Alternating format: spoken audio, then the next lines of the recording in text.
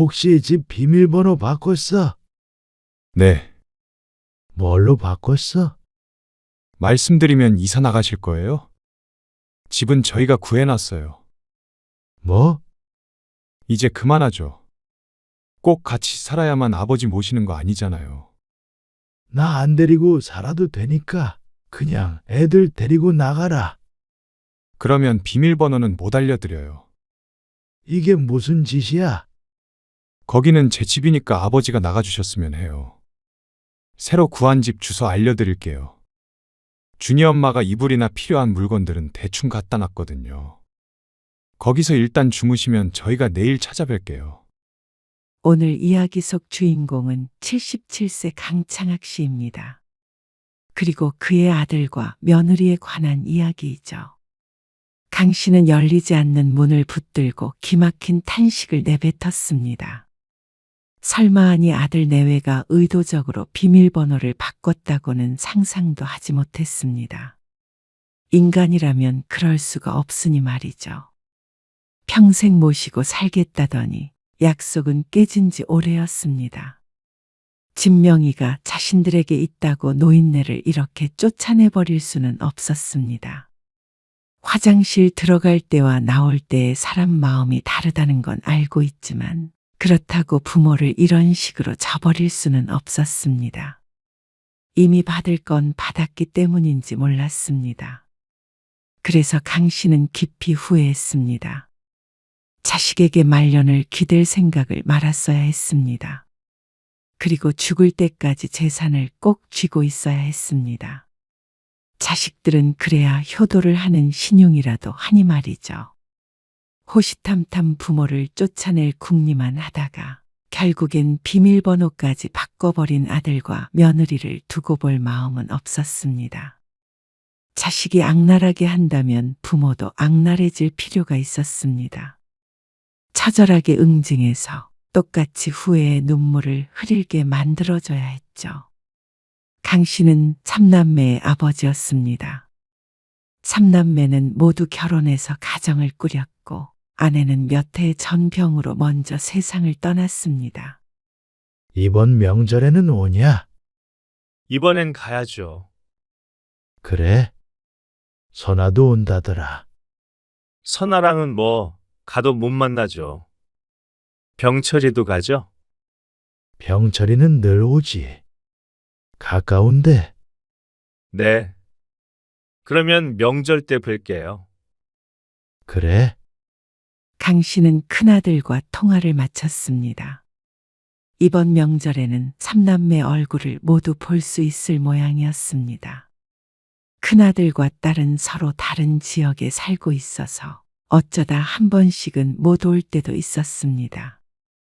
하지만 막내 아들 병철은 강 씨의 집과 불과 20분 정도밖에 떨어지지 않은 곳에 살고 있었기에 다른 자식들보다는 자주 보는 편이었죠. 그렇다고 늘상 만날 수 있는 건 또 아니었습니다. 막내 아들 내외는 식당을 운영했는데 장사하느라 바빠서 한두 달에 한 번 볼까 말까였죠. 그래서 명절이 반가울 수밖에 없었습니다. 자주 보지 못하는 자식들 얼굴 한 번씩 볼 수 있는 특별한 날이었습니다. 혼자 지내다 보니 그날이 기다려지기도 했습니다. 그런데 명절이 되어 만난 막내 아들이 조금 이상했습니다. 막내도 뭐가 바쁜지 못 만난 지 두세 달은 된 것 같은데 안색이 어두워 보였죠. 무슨 일 있냐? 무슨 일은요? 근데 왜 그래? 살도 좀 빠진 것 같고. 그러자 아들이 땅이 꺼져라 한숨을 쉬며 말했습니다. 나중에 형님 가고 나서 따로 말씀드릴게요. 그 옆에 앉아있는 둘째 며느리의 얼굴에도 수심이 가득해 보였습니다. 오랜만에 만났음에도 불구하고 형제들은 잘 어울리지 못했습니다. 무슨 말을 해도 딴 생각을 하고 있는 막내 아들 때문이었습니다. 명절 당일이 되어 두 아들이 집으로 돌아갔고 딸도 왔다 가자 명절 연휴 마지막 날이 되었습니다. 그리고 막내 아들이 다시 강 씨의 집으로 찾아왔죠. 아버지, 드릴 말씀이 있어요. 안 그래도 막내 아들에게 전화를 걸어볼 참이었습니다. 아무래도 큰일이 있는 것 같았습니다. 그리고 아들은 괴로움을 호소하며 말했습니다. 사실 가게가 작년부터 어려웠어요. 그래서 여기저기 대출을 좀 받았거든요. 뭐? 요새 한창 바쁘다고 했잖아. 그건 직원을 정리해서 그렇고요. 그래도 그전보다는 괜찮게 되긴 하는데 대출금을 갚아야 하니까 아이고, 어쩌냐? 가게를 정리하려고 했더니 권리금도 못 받고 빼야 되게 생겼고요. 그래서 좀 더 장사를 해보려고 하는데 경제적으로 이게 쉽지가 않네요. 집 담보로 대출도 좀 더 받았고 그러면서 아마도 작은 집 전세로 이사를 가야 할지도 모른다고 했습니다. 그렇지 않으면 대출 이자 내는 것도 겁이 난다며 말이죠. 아들의 말을 듣고 강 씨도 심각한 얼굴이 됐습니다. 설마 아니 돈 문제가 있을 줄은 몰랐습니다. 그래도 강 씨의 지원을 어느 정도 받아서 안정적으로 결혼 생활을 시작했던 아들이었으니 말이죠. 불경기의 아들도 타격을 입은 듯 했습니다. 실은 그래서 준이 엄마랑 상의를 많이 해봤어요. 아버지한테 제안 드리고 싶은 게 있어서 온 거고요. 돈을 빌려달라고 하려나 싶었는데 제안이라는 단어가 강 씨를 의아하게 만들었습니다. 아버지도 혼자 사시니까 이참에 같이 살면 어떨까 하는데 어떠세요? 어떠냐니? 너희랑 내가 한 집에서 산다고? 네. 저희가 집 처분하고 아버지 집으로 들어오는 거죠. 이 집에요. 강 씨의 집으로 들어오겠다는 아들의 말에 당혹스러운 마음부터 들었습니다. 설마 아니 막내 아들이 이런 말을 할 거라고는 예상하지 못했습니다. 워낙 개인적인 성향이 강한 아들 내외이기 때문에 강 씨도 함께 사는 건 상상도 한 적이 없었고 말이죠. 그런데 아들의 사정이 참 딱했습니다. 어차피 이사는 정해진 일이라며 조용히 내뱉는 아들의 말에 강 씨도 근심이 한가득이었습니다. 아버지도 넓은 집에서 혼자 사시는 거 적적하시잖아요. 그리고 연세가 있으시니까 어쨌거나 저희 중 누군가는 모셔야 하고요. 가까이 사는 저희가 모셔야 된다고 생각하고는 있었어요. 늘. 아들이 그런 생각을 가지고 있었는 줄은 몰랐습니다. 아직 쌩쌩하기에 자식들의 부양을 받을 생각도 없었고 말이죠. 긍정적으로 생각해 주세요. 그러고서 아들이 돌아갔는데 그날 이후로 며느리에게서도 자주 연락이 왔습니다. 아버님, 반찬 좀 넉넉하게 했는데 이따가 오후에 가져다 드릴게요. 여기까지 오겠다고? 괜찮아. 아니에요. 어차피 저희 식구 다 먹지도 못해요. 이전과는 사뭇 다른 태도였습니다. 그게 아들이 했던 부탁 때문일 거라고 생각하긴 했지만 그래도 아들 며느리가 챙겨주는 것은 싫지 않았습니다. 아들도 며느리도 손주들 얼굴도 자주 보니 좋기도 했죠. 아버님, 저희가 정말 잘 모시고 살게요. 할아버지랑 살면 애들한테도 좋을 것 같고요. 아버님도 며느리가 차리는 식사하시고 이제 편히 지내세요. 얼마 뒤 며느리가 찾아와 흐느끼며 말했습니다. 어쩌면 아들 며느리의 말이 틀리지 않은 것 같았습니다. 강 씨도 곧 80을 바라보는데 마음은 그렇지 않더라도 육신이 남의 도움 없이는 살아가지 못하게 될 수도 있었습니다. 아니, 시간이 문제일 뿐이지 언젠가는 그렇게 되겠죠. 그래서 아들의 말대로 긍정적으로 생각하기로 했습니다. 아주 가깝게 지내지 않았다 뿐이지 막내 아들 내외와 사이가 나쁘지 않았고 맞벌이를 하기 때문에 같은 집에 산다고 하더라도 막상 얼굴 볼 일은 많지 않을 것 같았습니다. 그래서 결국엔 아들의 말대로 하기로 했죠. 그렇게 같이 살기 시작한 강 씨와 막내 아들 가족. 처음엔 잘 지냈습니다. 오랜만에 집안이 북적거리니 사람 사는 집 같기도 했고 말이죠. 아버님, 준석이 오늘 학교가 일찍 끝나서 그런데 교문 앞으로 좀 데리러 가주실 수 있으세요? 그래? 알았다. 강 씨도 모처럼 할 일이 있으니 활기도 생겼고 아들 며느리도 분명히 강 씨의 도움을 받는 부분이 있었습니다. 이렇게 상부상조하며 살면 갈등은 없겠다 싶었습니다. 아버지, 부탁이 있어요. 그러던 어느 날 함께 살기 시작한 지 3개월쯤 지났을 때였습니다. 아들이 강 씨에게 집과 관련된 또 다른 부탁을 해왔습니다. 무슨 부탁? 아무래도 세금이나 재산 관리하는 데 있어서도 이 집 명의를 제가 가지고 있는 게 나을 것 같아서요. 뭐? 명의? 네.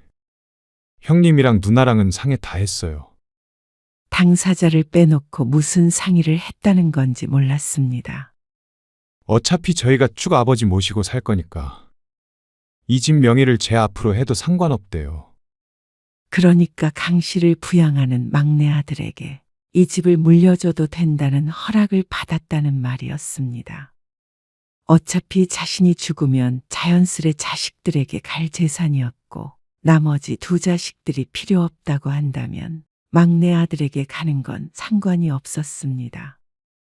다만 자신이 멀쩡히 잘 지내고 있는데 지금 당장 아들에게 물려줄 필요가 있느냐 생각하니 바로 수락할 문제는 아닌 듯 했습니다.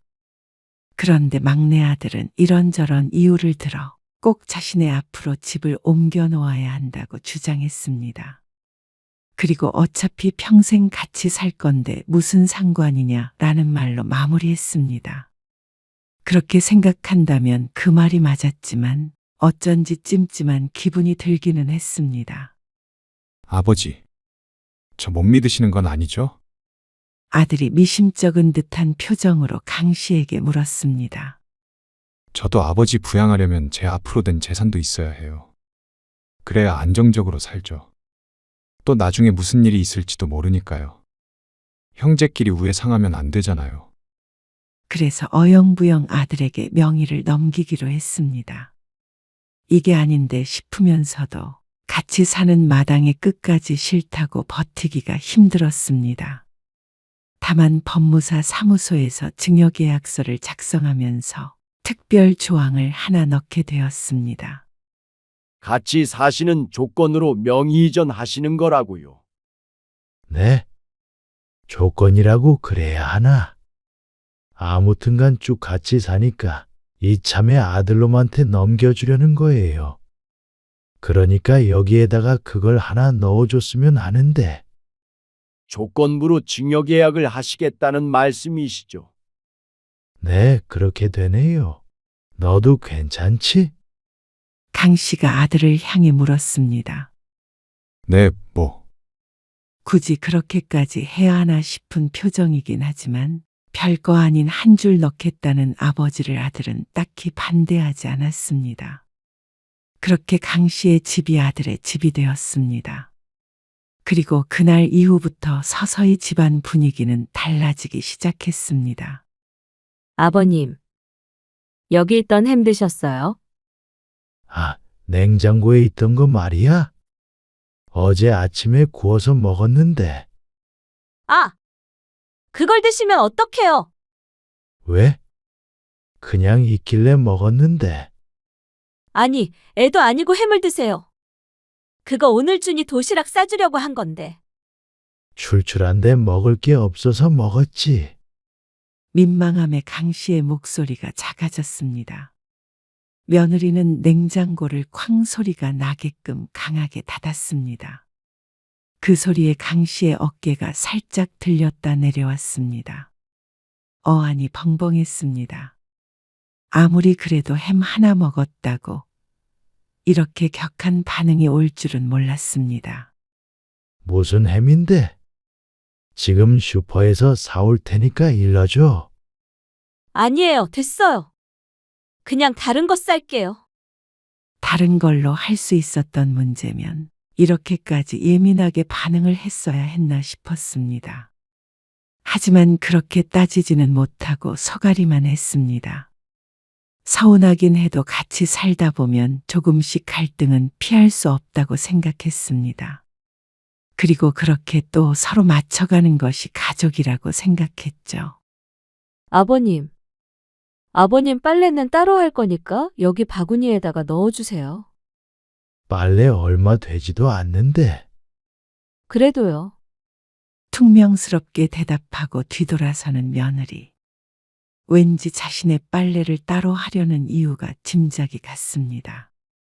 요새 같은 공간에 있을 때면 유난히도 킁킁대던 며느리였습니다. 괜히 신경이 쓰여서 강 씨도 채취가 나는지 늘 확인하곤 했습니다. 혹시나 자신도 모르는 사이에 노인 냄새라도 나나 싶어서 말이죠. 그러다가 며느리가 지나는 투로 나이 들면 더 잘 씻어야 한다고 말한 뒤로는 며느리 근처로는 가지도 않았습니다. 손자에게 물어도 아무 냄새가 안 난다는데 며느리는 유별난 코를 가지고 있는 듯 했습니다. 하루에 한 번씩 샤워를 하고 젊었을 적보다도 더 공들여 씻었습니다. 그럼에도 불구하고 꼭 빨래를 따로 빨아야 직성이 풀리는 모양이었습니다. 대체로 집에 있는 탓에 빨래가 많이 나오지도 않는데 말이죠. 그러던 어느 날이었습니다. 며느리가 일찍 퇴근해서 집에 왔습니다. 거실에서 TV를 보며 쉬고 있던 강 씨에게 며느리가 짜증을 내며 말했습니다. 아버님. TV 소리 좀 줄여주실 수 없어요? TV? 더 줄이면 잘 안 들리는데. 귀 먹겠어요. TV 볼륨이 오로 되어 있었는데 그게 큰 것인지 도무지 몰랐습니다. 며느리의 말대로 두 칸을 줄였는데 잠시 뒤에 며느리가 또 나와서 말했습니다. 아버님, 제발요. 방 안까지 다 들려요. 볼륨이 3인데 방 안까지 들린다면 방은 문제지 TV의 문제는 아니라고 생각했습니다. 강 씨도 속에서 무언가 부글부글 끓는 게 느껴졌습니다. 며느리가 강 씨에게 이런 식으로 핀잔을 주는 게 하루 이틀 일이 아니었습니다. 그동안은 어떻게 참았나 싶을 정도로 잔소리를 퍼부어댔습니다. 인상을 팍 쓰고 마음에 안 든다는 듯이 말을 할 때면 강 씨의 가슴이 철렁했습니다. 오늘은 또 무슨 일로 혼이 날까 싶어서 자꾸 눈치를 보게 되었죠. 분명히 오랫동안 거주한 내 집인데 꼭 아들네 새들어 살고 있는 기분이 들기도 했습니다. 눈칫밥도 나이 들고 오랜만에 먹어보는 것 같았습니다. 그것도 며느리에게 말이죠. 하지만 며느리에게 한마디 했다가는 같은 집에 사는 게 불편해질까봐 강 씨가 참자 싶었습니다. 그런데 며느리는 강 씨가 가만히 있으니 도를 지나치기 시작했습니다. 나중에는 거의 뒷방 늙은이 취급이었습니다. 강 씨는 생각이 많아졌습니다. 과연 이대로 사는 게 맞나 생각하는 지경에 이르렀습니다. 사실 며느리가 빨래를 하고 식사 준비를 하지만 청소는 집에 있는 강 씨가 대부분 했고 강 씨의 식사도 10번을 먹는다면 8, 9번은 강 씨 스스로 차려 먹었습니다. 일하는 며느리에게 밥을 얻어먹을 수는 없으니 말이죠. 그런데 왜 강 씨만 이렇게 눈치를 보며 살아야 하나 싶었습니다. 그러다 강 씨가 크게 다치는 일이 생겼습니다. 자전거를 타고 가다가 차에 부딪힐 뻔하는 바람에 넘어졌는데 하필이면 머리를 부딪혀서 병원에 한 달가량 입원했다가 나왔습니다. 다행히 머리엔 이상이 없었지만 허리와 오른쪽 팔을 다쳤죠. 퇴원을 한 후에도 허리는 얼른 낫질 않아서 쉬엄쉬엄 움직여야 했습니다. 그 바람에 청소를 며느리가 도맡아 하게 되었습니다. 밥은 어찌저찌 챙겨 먹는다 치더라도 무리할 수는 없었으니 말이죠. 며느리는 그게 못 견디게 싫은 모양이었습니다. 언제까지 아버님 저렇게 둬야 하는 거야? 치료 받으시면 낫겠지. 언제까지 기다려야 하는데? 나도 일하는 사람인데 너무 힘들어. 그러면 어쩌냐. 나이가 있는데 어떻게 금방 털고 일어나겠어. 그래도 옆에서 병수발 안 드는 게 어디야. 꼭 옆에서 부축해야 병수발이야? 나는 지금도 충분히 병수발 드는 기분이야. 그리고 앞으로 아버님 편찮으실 일이 더 많을 텐데 벌써부터 겁나? 모르고 모신 건 아니잖아. 최소한 다른 방법은 있을 거 아니야. 다른 방법.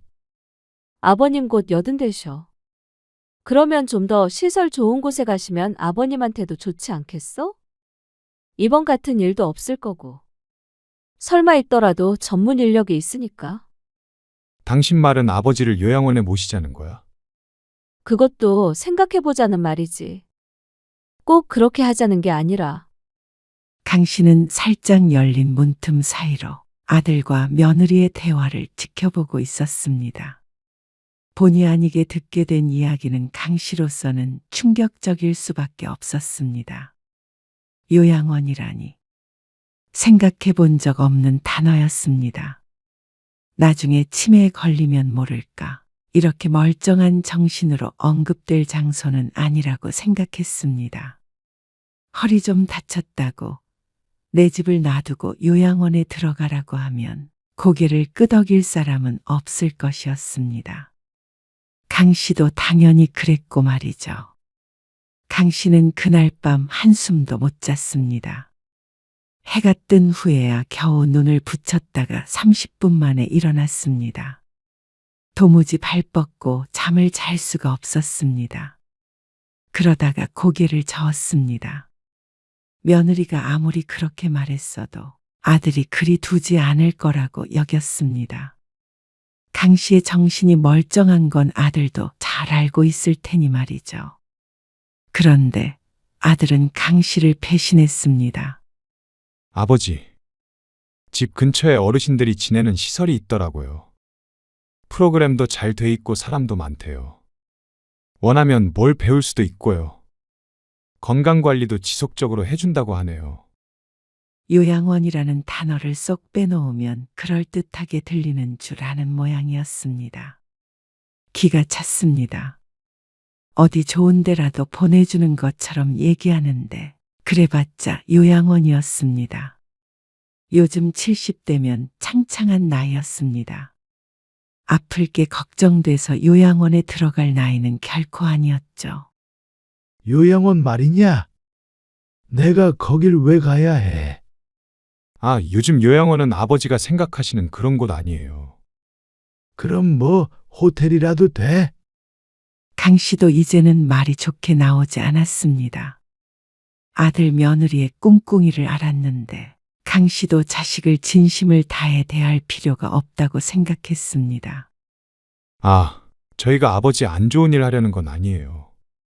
좋은 일도 아니지. 왜 그렇게 꼬아서 들으세요? 나름대로 아버지 걱정해서 드리는 말인데. 걱정? 강 씨는 코웃음이 나올 것 같았습니다. 어쩜 이렇게 뻔뻔한 놈이 다 있나 싶었습니다. 나는 그런데 갈 생각 없어. 허리는 한 달이면 낫는다고 했으니까 너희한테 병수발 들라고 안 한다. 강 씨가 단호하게 말하자 아들도 더는 우기지 못했습니다. 늙은 부모를 끌고 갈 것이 아닌 이상 강 씨가 거부하면 아들도 별 도리가 없을 것이었습니다. 그리고 그 옆에서 며느리는 입을 꼭 다문 채로 앉아 있었습니다. 못마땅한 기색이 다분한 표정으로 말이죠. 강 씨는 며느리를 본체만 채했습니다. 그동안 강 씨가 바보라서 참은 것이 아니었습니다. 가족이기에 맞춰보려고 노력한 것이었죠. 하지만 아들 며느리는 그럴 마음이 없어 보였습니다.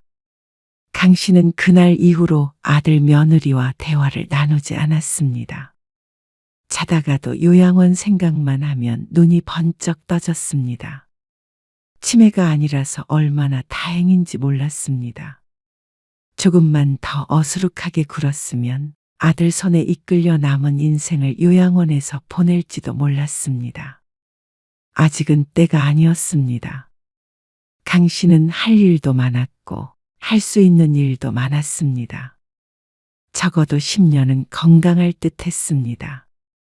아버지, 아들이 부르는 소리에 고개를 들었습니다. 소파에 앉아서 살짝 잠이 들었던 모양이었습니다. TV에선 뉴스가 나오고 있었습니다. 아들이 리모컨으로 TV를 탁 끄더니 말했습니다. 요양원이 싫으시면 근처에 작은 집 얻어드릴게요. 그게 무슨 소리야? 애들도 더 커가는데 이 집에서 5식구가 지내기에는 좀 좁은 것 같아요.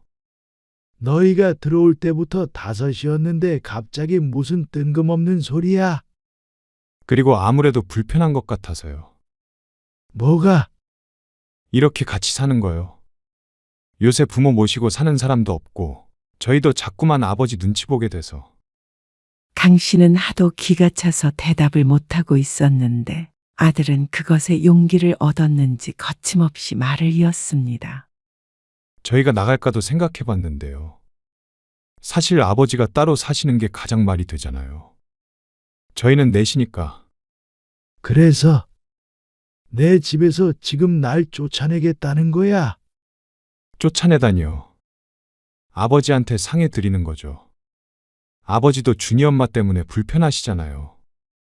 그 말 뜻은 며느리가 그동안 강 씨를 구박한 일을 아들도 모르지 않았다는 것이었습니다.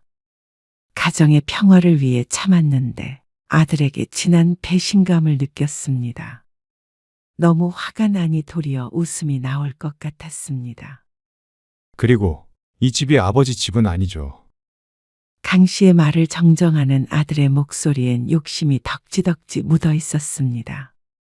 이런 자식을 몰라본 자신의 안목을 욕해야 했습니다. 그러면 이게 너희 집이라는 거야? 아버지가 물려주셨잖아요. 아버지 사실 곳은 불편하지 않은 대로 잘 알아볼게요. 긍정적으로 생각해 보세요. 아들이 강 씨의 집으로 들어오기 위해 설득할 때 들었던 말과 똑같았습니다. 긍정적으로 어떻게 생각하라는 것인지 몰랐습니다. 상황이 긍정적이지 못한데 말이죠. 웃기는 소리 하지 말아라. 나가려면 너희 나가야지. 이 집은 평생 내 거였어. 힘들다고 같이 살자고 그럴 때는 언제고 이제 늙으니 수발 들기 귀찮아지니까 쫓아내려고 들어. 몇 년이나 지났다고. 10년이나 같이 살았으면 모르겠지만 아들네와 같이 산 기간이 2년도 채 되지 않았습니다.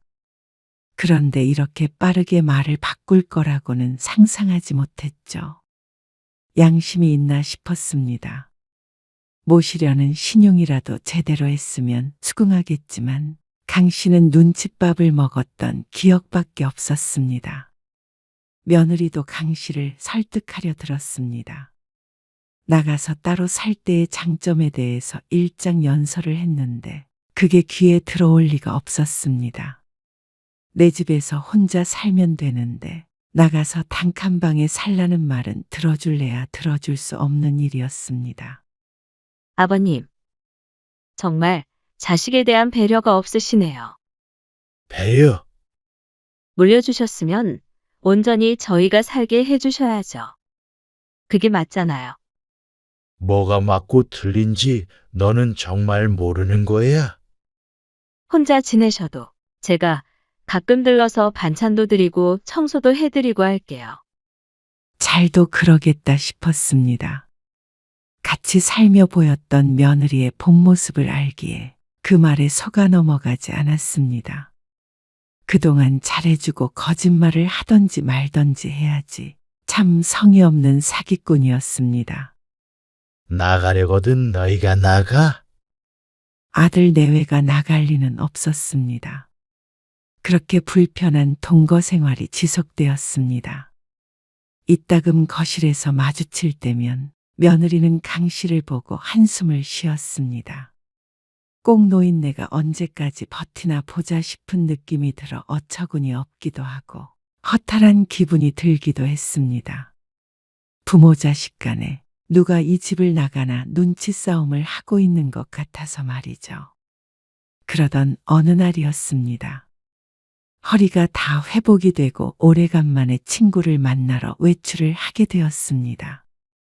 가볍게 산책도 하고 돌아오니 외출한 지 4~5시간 정도 지나 있었습니다. 허리도 좀 아플 것 같고 피곤했죠. 그런데 집 안으로 들어가려는데 이상한 일이 생겼습니다. 이거 왜 안 열려? 비밀번호를 아무리 눌러도 문이 열리지 않았습니다. 여러 번 틀리는 바람에 보안이 작동되어 몇 분 기다렸다 치기를 반복했습니다. 결국에 강 씨는 아들에게 전화를 걸어야 했습니다. 집에 있냐? 아니요. 밖에 나왔어요. 강 씨가 외출할 때까지만 하더라도 집에 아들 며느리가 있었는데 그새 외출을 한 모양이었습니다. 혹시 집 비밀번호 바꿨어? 네. 뭘로 바꿨어? 말씀드리면 이사 나가실 거예요? 집은 저희가 구해놨어요. 뭐? 이제 그만하죠. 꼭 같이 살아야만 아버지 모시는 거 아니잖아요. 기가 막힌 소리였습니다. 나 안 데리고 살아도 되니까 그냥 애들 데리고 나가라.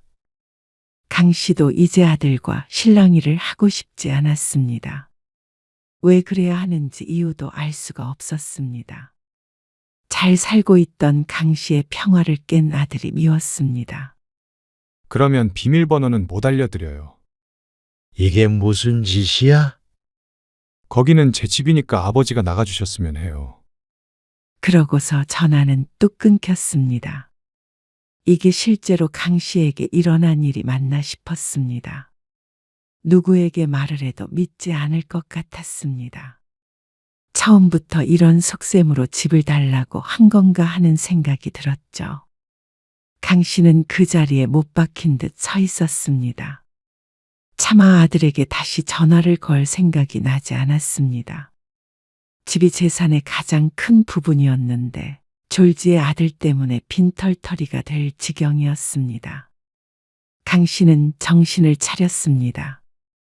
그리고 발걸음을 옮겼습니다. 이럴 때가 아니었습니다. 저녁이 되자 아들에게서 연락이 왔습니다. 아버지, 새로 구한 집 주소 알려드릴게요. 준이 엄마가 이불이나 필요한 물건들은 대충 갖다 놨거든요. 거기서 일단 주무시면 저희가 내일 찾아뵐게요. 그럴 것 없이 변호사 끼고 나중에 보자. 네? 변호사요? 그래. 집 명예 돌려받아야 할 거 아니냐? 그게 무슨 말씀이세요? 그게 아버지 마음대로 그렇게 되는 줄 아세요? 내 마음이라니? 우리가 약속했던 거 잊었냐? 같이 사는 조건으로 너희가 날 부양하는 조건으로 집을 줬던 거잖아. 그건 말이 그렇단 거였죠. 계약서에도 썼는데 잊었니? 아니, 꼭 같이 살아야 부양하는 건 아니잖아요. 분명하게 같이 사는 걸 조건으로 했어. 계약서 찾아봐라. 공중도 받았잖냐? 그러자 아들이 헉하고 숨을 삼켰습니다. 미련하게도 어떻게 그걸 잊은 건지 몰랐습니다. 의례적으로 넣는 문구라고 생각했던 모양이었죠. 강 씨도 잠긴 문을 보자 그제서야 떠올랐습니다. 그동안 그게 생각이 났다면 좀 더 강하게 나갈 수 있었을 텐데 억울했습니다. 그래도 갑자기 이러실 수는 없어요. 갑자기 그런 건 너희잖아.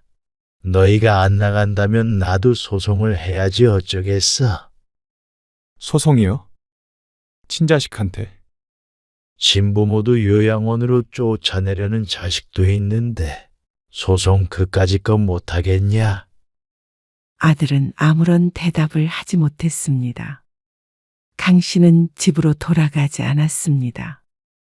뒤늦게 상황을 알게 된 큰아들이 강 씨를 데리고 갔고 강 씨는 큰아들네 집에 지내면서 막내 아들을 집에서 쫓아낼 절차를 밟았습니다.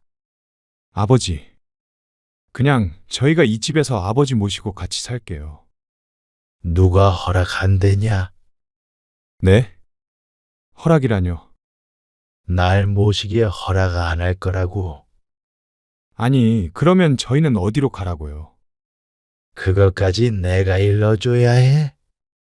구해놨다는 원룸에 너희가 들어가든지 길바닥에 놨든지 마음대로 해. 아버지, 이렇게 저희 안 보시게요? 이 집에서 쫓아내면 저희가 아버지 보겠어요? 너희도 나 쫓아내고 안 보고 살 작정이었잖냐? 그때 막내 아들은 죽었다고 생각하고 살 테니까 걱정 말아라. 아버지, 몇 달 후, 진명이는 다시 강 씨에게로 돌아왔습니다. 그리고 강 씨의 아들은 퇴거를 할 수밖에 없었죠. 아들네는 뒤늦게 찾아와 빌었습니다. 저도 나름대로 고충이 있었어요. 준이 엄마 눈치도 보이고, 장사도 안 되고, 또 아버지 편찮으시니까 마음이 무거웠어요. 앞으로는 더 무거운 마음으로 살아. 악랄하게 부모를 쫓아내려다가 연 끊고 살게 된 마음의 짐 내려놓지 말고 살아. 강 씨는 돌려받은 집에 다시 돌아갔습니다. 집을 팔아버릴까도 고민했지만 아들 때문에 자신의 터전을 잃고 싶지는 않았습니다. 아버지 좀 괜찮으세요? 주말에 애엄마랑 아버지 뵈러 갈까 하는데 큰아들이 걱정됐는지 전화를 했습니다. 하지만 강 씨는 한사코 아들의 방문을 거부했습니다. 이제는 어떤 자식이건 간에 강 씨의 생활에 침범하는 건 사양이었습니다. 그냥 이렇게 혼자 평온하게 사는 게 좋았습니다. 전처럼 명절에 한 번씩 오면 가끔 얼굴을 보고 말면 그만이었습니다. 그 이상은 거리를 좁히는 것도 원치 않았습니다. 자식들의 삶과 자신의 삶은 반드시 분리되어야 했습니다. 그래야 말년까지 서름당하지 않고 살다 갈 수 있었습니다.